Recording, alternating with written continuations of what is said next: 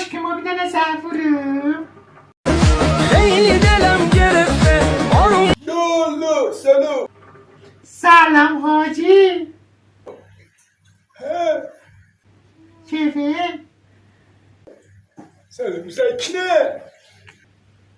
Hacı.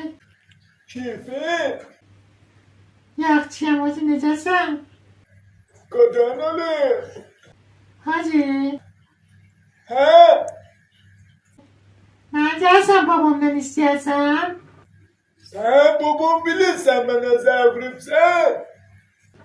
Hacı da ucuz yok ki, babam bilmeyecek istedi ha. Ne giysən? Ne suçtuysa? Qədələ bu, qədələ sıçdın bizim heykelimizə, gic deyil abi. Tatilerde. Tuna köyde yok. Bu şey zamanı katık et. Eşek.